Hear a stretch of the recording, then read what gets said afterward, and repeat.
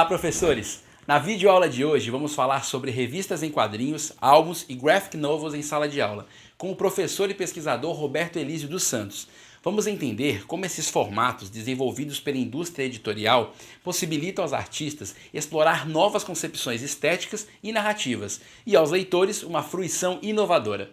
E o mais importante, como esse conhecimento pode servir a você no seu exercício em sala de aula. Acompanhe! Depois de décadas sendo criticadas principalmente por professores, as histórias em quadrinhos passaram a ter um papel fundamental na educação. Hoje elas são consideradas uma ferramenta didática. As histórias em quadrinhos se desenvolveram principalmente no final do século XIX com as tiras publicadas em jornais. As tiras ganharam o gosto popular, principalmente as tiras cômicas, que causavam o efeito de comicidade ao cabo de sua leitura. Isso fez com que vários artistas passassem a criar novas tiras e as vendessem ou as produzissem para jornais e distribuidoras de quadrinhos, os chamados syndicates. Depois, no início do século XX, surgiram nos Estados Unidos os Sunday Comics. Eram suplementos de histórias em quadrinhos encartados nas edições dominicais dos jornais. Aí, em meia página ou página inteira, os artistas tinham mais possibilidade de criar situações, de desenvolver a história em quadrinhos. Na década de 30, também nos Estados Unidos, surgiram os comic books, as revistas de histórias em quadrinhos, que inicialmente publicavam ou republicavam as tiras já editadas em jornais. Depois começaram a surgir histórias inéditas feitas especificamente para as revistas de histórias em quadrinhos. Esse meio, essa mídia, levou ao surgimento de um gênero novo dos quadrinhos, que é o quadrinho de super-herói. Foi com a publicação das histórias do Superman na revista Action Comics em 1938, que esse fenômeno editorial passou a ser bastante explorado pelas editoras de quadrinhos. Logo surgiram vários super-heróis com as suas próprias revistas. Um exemplo é o Batman, a Mulher Maravilha, o Flash. E esses heróis, com seus uniformes coloridos, ganharam principalmente a simpatia do público infantil. Se as tiras de quadrinhos eram feitas para o público adulto, o leitor do jornal, principalmente o homem, as revistas de histórias em quadrinhos passaram a ter como público-alvo as crianças. A primeira revista de histórias em quadrinhos brasileira surgiu em outubro de 1905. O título era O Tico-Tico, uma alusão às escolas infantis da época, que eram chamadas de escolas Tico-Tico. O Tico-Tico foi uma revista publicada entre 1905 e 1962 e tinha como público-alvo as crianças.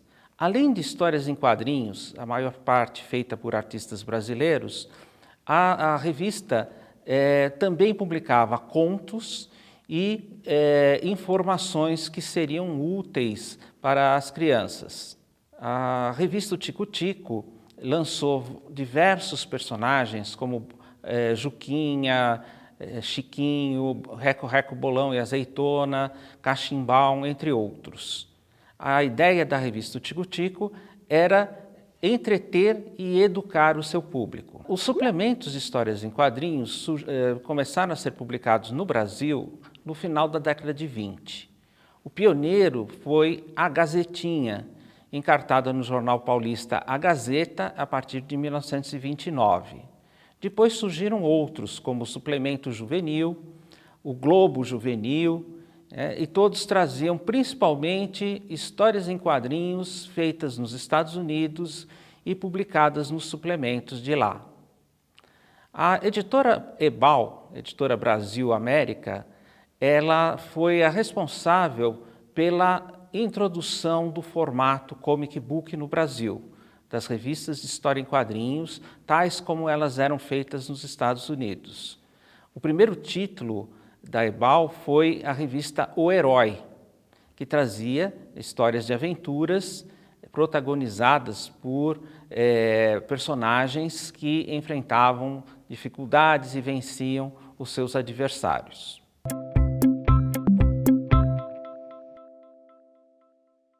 Os álbuns de histórias em quadrinhos, eles foram uma criação europeia. Eles tiveram início na década de 50 e republicavam as histórias já editadas em meia página ou página inteira em revistas e jornais e foram responsáveis pela popularização do estilo da linha clara em que o contorno das figuras e dos personagens é fino e quase não há sombreamento. A gente pode destacar entre os principais personagens dos álbuns de quadrinhos europeus o Asterix e o cowboy Lucky Luke. Logo, esses álbuns de quadrinhos começaram a vender muito e artistas começaram a criar histórias novas para esses álbuns e principalmente procuraram falar com o leitor adulto.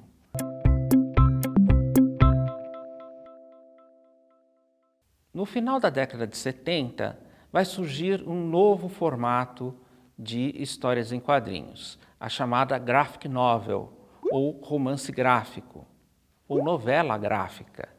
Esse tipo de publicação, ela tem como antecedente os comics underground, no final dos anos 60, nos Estados Unidos.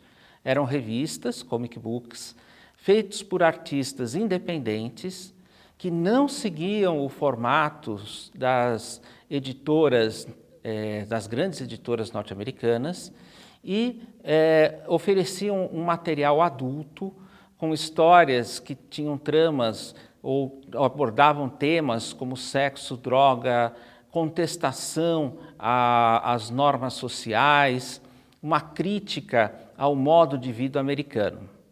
Esse tipo de publicação dava uma liberdade muito grande para os autores dessas histórias em quadrinhos. Essa é a característica da autoralidade.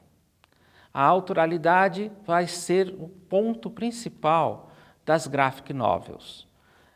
Embora haja uma certa discussão a respeito da origem do termo graphic novel, a maior parte dos estudiosos atribui ao artista veterano Will Eisner a criação, ou pelo menos a popularização deste termo nas publicações de histórias em quadrinhos.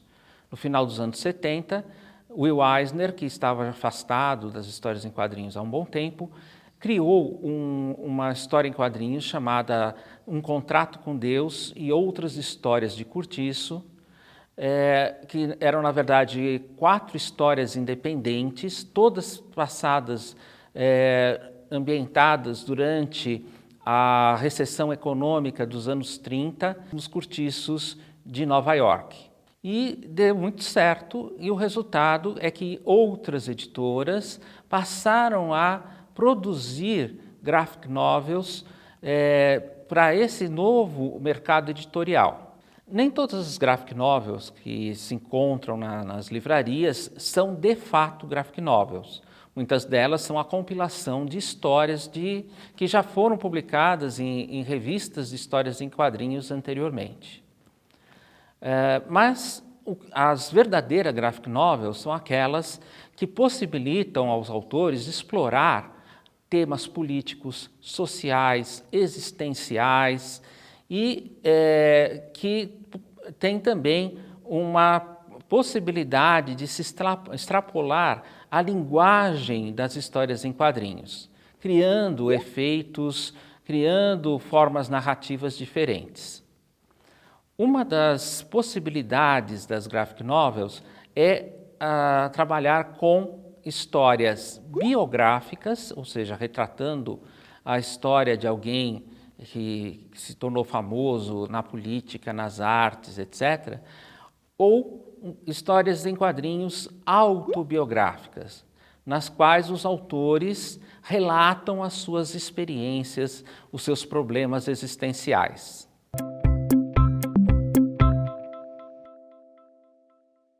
Um exercício interessante para ser feito em sala de aula é pegar uma página de um álbum ou de uma revista em quadrinhos e tirar o texto dos balões e pedir para os alunos completarem, criarem esses diálogos de forma que haja uma sequencialidade entre os requadros, entre as vinhetas que compõem a página e que haja uma lógica da narrativa.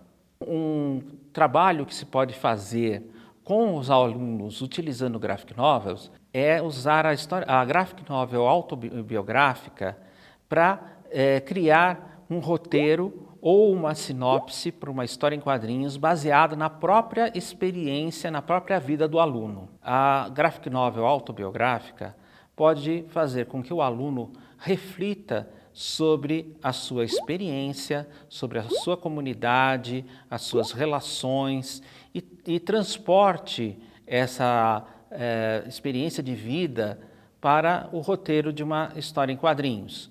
Isso pode ser feito, por exemplo, na aula de redação.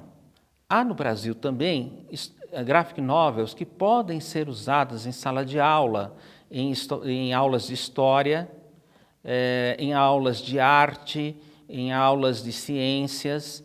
Os professores podem aproveitar esse material, pedir para que os alunos leiam e, a partir da leitura, os professores podem expor o conteúdo das suas disciplinas e também podem sugerir aos alunos atividades a partir dessa leitura. Outras maneiras de trabalhar a história em quadrinhos, ou a graphic novel especificamente, em sala de aula, são colocadas no fascículo e podem ser aproveitadas pelos professores para enriquecer o seu conteúdo.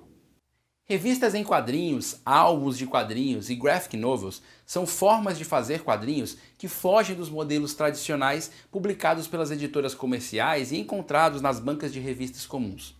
Suas aplicações são variadas e muito ricas, dependendo da criatividade do professor, seu domínio da linguagem e de seu conteúdo curricular. Se você quer saber mais, assista às videoaulas aqui no canal Futura e fique ligado no seu ambiente virtual de aprendizagem. Até a próxima!